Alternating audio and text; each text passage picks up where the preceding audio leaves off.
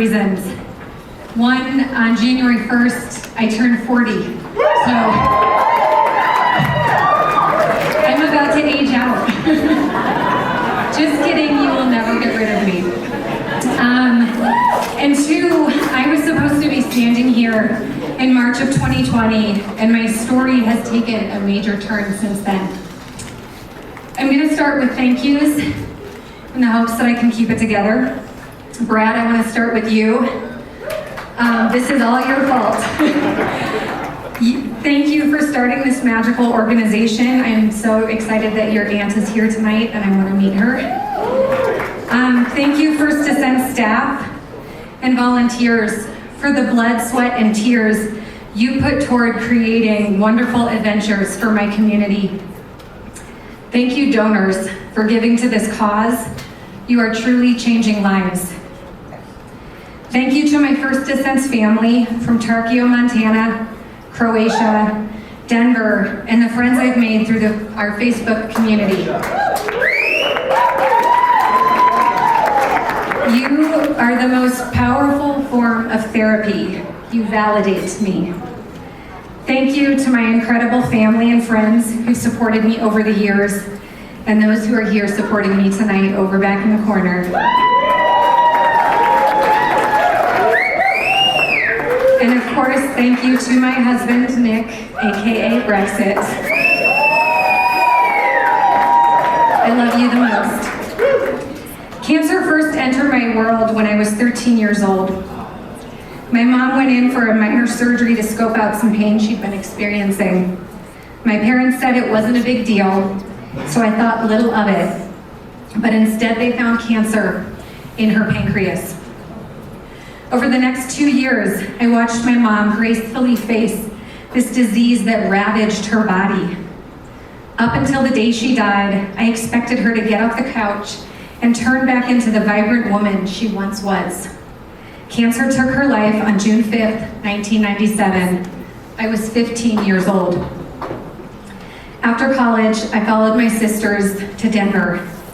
For the first time in my life, I started going to therapy to work on my healing. Who knew it would take so long? I understand now it's a lifelong journey. In my early 30s, in May of 2013, I started to notice my peripheral vision was off. I called my eye doctor and they asked me to come in the following morning. The doctor discovered a tumor inside my left eyeball. That day, I was diagnosed with ocular melanoma, a rare form of melanoma that affects 6 in a million people. As you can imagine, this stirred up a lot for my family and me. The image I have never been able to erase of my dying mother flashed before me. Was cancer going to do this to me? I learned that ocular melanoma, when it's contained in your eyeball, is not life-threatening. If it spreads, however, it has a very high fatality rate. Thankfully, the cancer was contained in my eyeball. I underwent a week of targeted radiation therapy to my left eye, which was no picnic. The doctor biopsied the cells during treatment, and we soon learned that I was a 1A, meaning there was a less than 2% chance of my disease spreading. Regardless, the plan was to perform biannual liver ultrasounds to ensure it had not spread. With this exciting news that my cancer wouldn't likely become metastatic, I went on my merry way.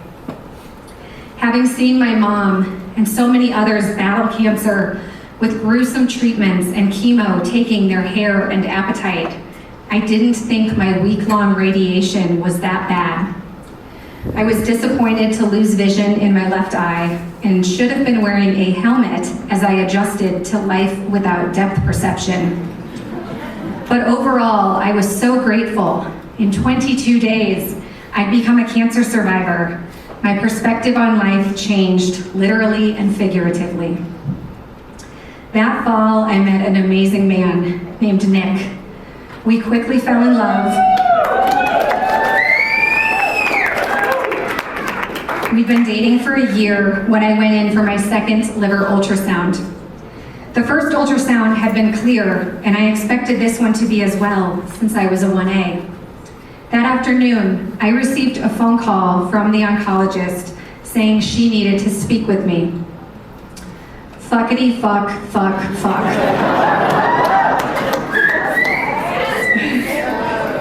You have about a dozen suspicious lesions on your liver, Katie. It's likely your cancer has metastasized. We need to biopsy you ASAP, she told me. It was 2 days before Thanksgiving and about a month shy of my 33rd birthday. To say I was a hot mess is an understatement. I couldn't stand up straight. I couldn't go 10 minutes without convulsing in tears. I was so scared for my life. I started Thanksgiving Day in the fetal position, unsure of how I would peel myself off the bed to face my family and friends. I ended that day experiencing the most joy and excitement in my life after Nick got down on one knee and asked for my hand in marriage.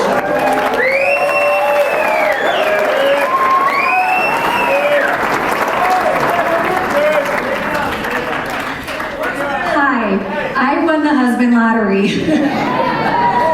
And hello, emotional roller coaster. That's cancer. It magnifies everything. The highs are high and the lows are low.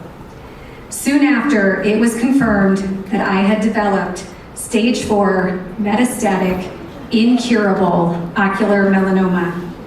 At the time of my diagnosis, there was only one FDA-approved drug for my cancer, with a less than 15% survival rate and the hopes of giving me 16 more months. Thankfully, I had my doctor dad turned agent, as we started calling him, to navigate the few options we did have. My best chance was to find a clinical trial. We weren't even thinking in terms of survival. We were just looking for something to prolong my life. Clinical trials employ drugs that are still being tested. The medication tends to be more cutting edge, but it is also a game of chess. Every move is strategic. I wouldn't be eligible for certain trials and treatments based on what treatment I'd already received.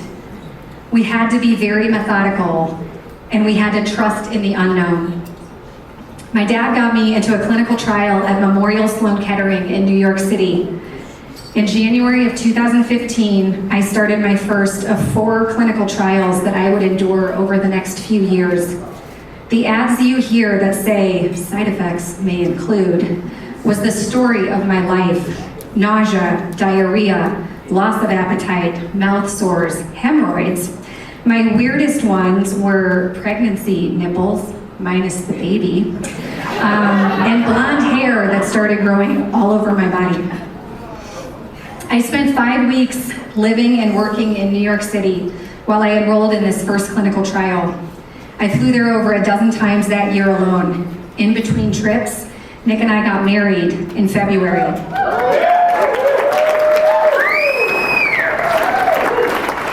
A few months later, in August, we learned that my tumors had grown, thus disqualifying me and eliminating me from the trial. Thankfully, we found another trial available at the University of Colorado. The side effects were not nearly as bad, but this time I quickly got booted from the trial due to GI issues. The stop and start nature of it all was exhausting and discouraging. Because the tumors were still contained in my liver, it was recommended I get a more targeted treatment. So in November of 2015, I had my first liver embolization treatment where they injected 30 million radioactive beads into the right side of my liver. They left the left side of my liver untreated and untouched so that we could see the effects of future treatments if necessary. At the next set of scans, we finally got some good news. Several tumors had shrunk, some even disappeared. We were elated with this news, and I experienced my first break in treatment. For the first time in a year, I was not in complete fight or flight mode. This is when I first learned that cancer is not just physical. I finally had a moment to breathe, to process, and the emotions came flooding in. The end of treatment or a pause in treatment does not mean the end of my cancer journey. It does not mean that the challenges are over or the trauma is gone. Once the physical fight settled, the emotional toll from cancer took off. I had so many people rooting for me, but few people truly understood what it was like to fight cancer, particularly a kind like mine that is incurable with a high fatality rate. I decided to try and connect with others in the community who had my disease. I signed up to go out of town for a conference for my type of cancer in April of 2016. It was a complete disaster. I got personally attacked by what appeared to be a harmless petite woman in her 60s, but turned out to be a mean, bitter lady named Sharon, who felt it was her place to judge how I've handled my fight. It left me feeling so isolated that I flew home early from the event. Then, my scan in June showed more growth on the untreated side of my liver. Honeymoon was over. I had to get back into treatment. Soon I began another trial being offered at the University of Colorado. At first, side effects were minimal until my hair started falling out in clumps. I thought I'd at least dodged the bald head bullet, but I was wrong. Part of the isolation of fighting cancer was that without the physical reminders, I felt some people forgot what I was dealing with or thought maybe it wasn't that bad. Being bald took care of that. During this trial, I heard about first descents. I was nervous from what happened at the conference and worried first descents was a bunch of Sharons. But I was craving this connection for just one person to understand. I thought I'd ease into it, not by starting with a week-long program, but instead a local event. I joined the Denver community for a night of camping, then climbing a 14,000-foot mountain in August of 2016.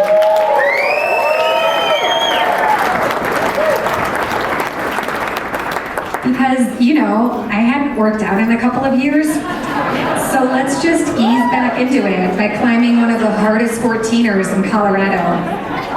I was also in treatment and donning an aggressive brace to support my left knee that lacked an ACL. No big deal. I arrived to Snooki and Han's cabin late Sunday afternoon and unloaded my car next to a guy who introduced himself as Hustler. Soon, Emoji was born. With that, I had a new identity. I suddenly released cancer-fighting Katie and all the burdens she was carrying and melted into this new group where, based on conversations, I was normal.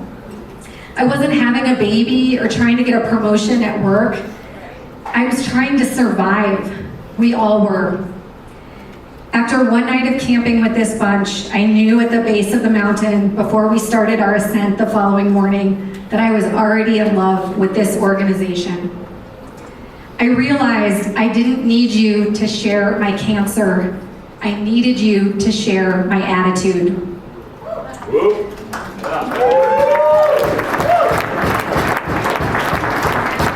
They were all so supportive and alive and positive.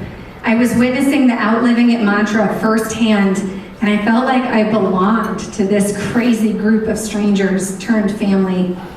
It was such a relief. We didn't summit that day due to a storm, but we called it close enough, and I fought back tears as they took my picture, holding a cardboard sign that read, "I went Rocky Mountain climbing," to quote Tim McGraw's song, "Live Like You Were Dying."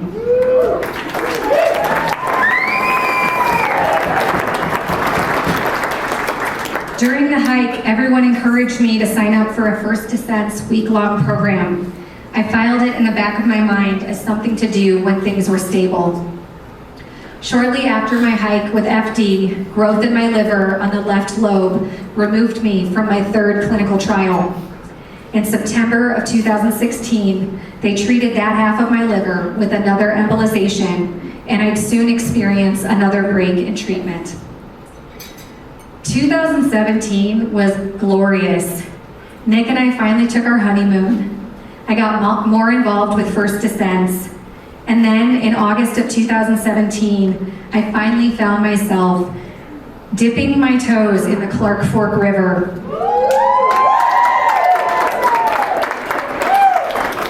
I was in no way prepared for the intense physical and emotional journey I would experience in the 7 days I spent on the river in Tarkio, Montana with First Descents. With the volunteers, staff, chefs, and guides taking care of us, we were able to just let go of responsibilities and connect with one another. As the 13 other participants and I kayaked down the river each day and sat by the campfire each evening, there were admissions of our darkest hours and validation for all of the fears, anxieties, sadness, and anger that comes with surviving and living with cancer.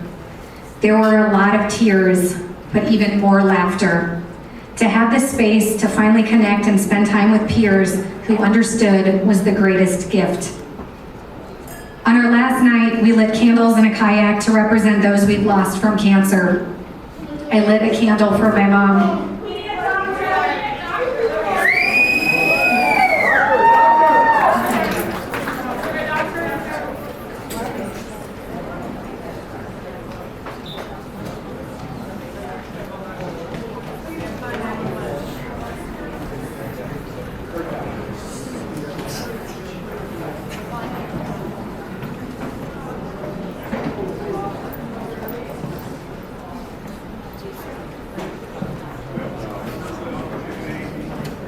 If you could just rewind a tiny bit for us, take out where you were, because they're locked in on you, girl. All right. Thank you. And I'm glad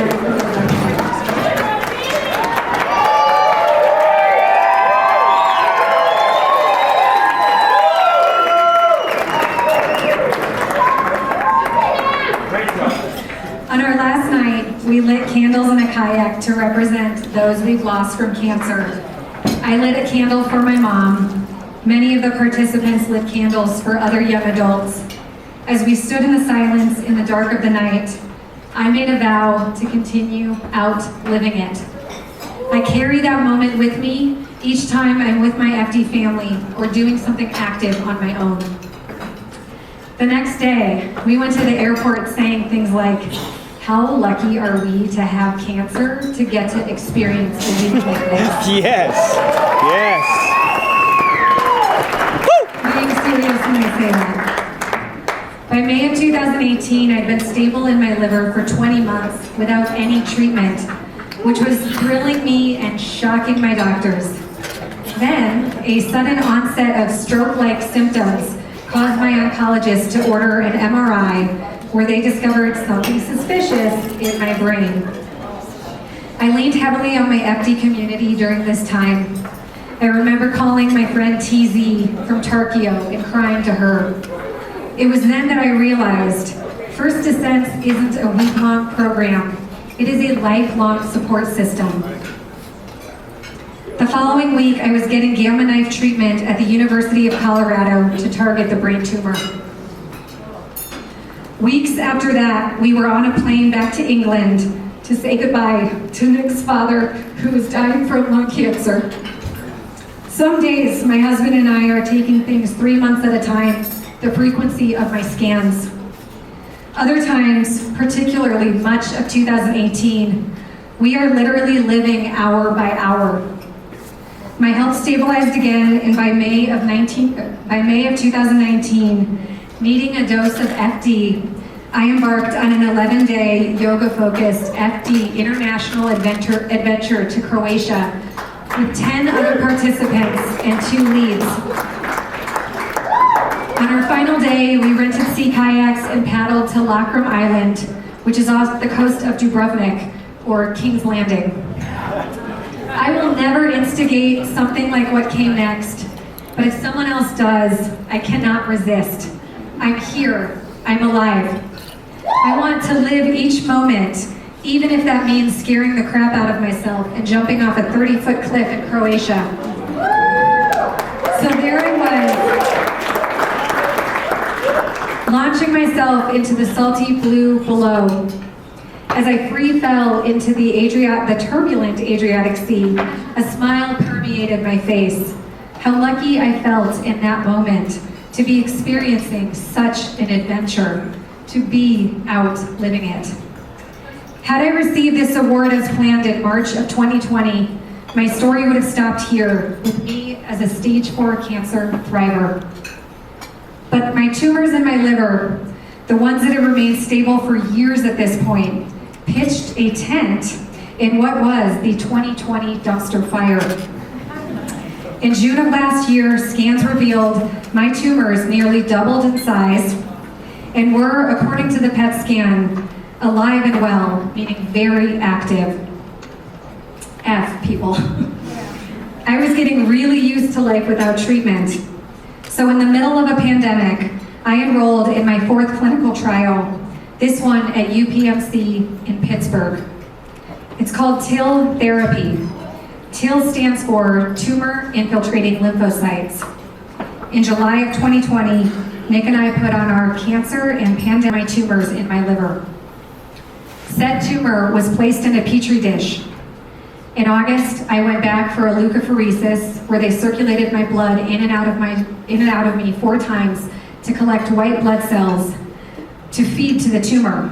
This multiplied the cells in the dish from the millions to the billions. In September of last year, Nick and I went to Pittsburgh, where I checked into the UPMC Shadyside Hospital, sorry. It felt like that. For a 21-day stay that included 7 days of chemo, a 20-minute TIL infusion, where I was infused with myself, or the tumor that had been removed, then programmed like a robot to go back in and attack itself. In a very unpleasant infusion that caused a simultaneous stomach and respiratory flu with a full body rash and banging headache for about 5 days. We flew back home after that and continued to hide out from the world. Subsequent scans showed that I was responding well to the treatment. Tumors were shrinking, some were disappearing. But one stinker was growing. We continued to monitor me this year, and the scan stayed on trend with that one festering problem, as my doctor kept calling it. So obviously, I named him this tumor, Uncle Fester. Melanoma is a vascular disease, meaning surgery or cutting the tumors out has never been a viable option. They would grow back. But with my TIL activity in my blood remaining very high, my doctor suggested after my scans this past August that he cut me open and remove Uncle Fester and any remaining tumors. Never want to argue with anyone removing my cancer, I agreed. On September 17th, 36 days ago, I checked back into the UPMC Shadyside Hospital and underwent a major operation that resulted in an 11-inch scar on my abdomen, during which my doctor removed about half of my liver. I should tell you that one of my policies in all of this has been to never Google my disease. It's something I've done to protect myself. National Rare Cancer Day happened recently, and for the first time ever, I allowed myself a peek at some stats. The average survival time of ocular melanoma has increased from 6 months to 3 years since 2013, the year I was first diagnosed. And metastatic ocular melanoma still has a 5-year survival rate of just 15%. But on September 17th, I woke up from anesthesia to hear Nick say the words I never thought I would hear. They got it all, Katie. Your cancer is gone. You have no evidence.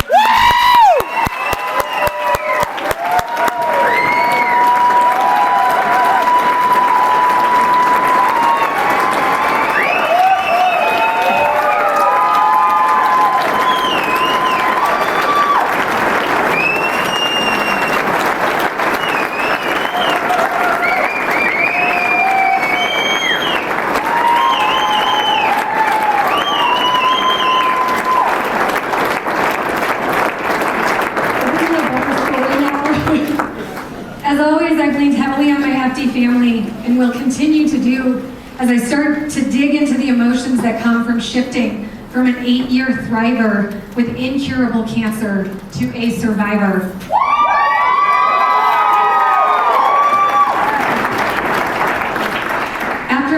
metastatic diagnosis, I started referring to silver linings as hashtag cancer perks.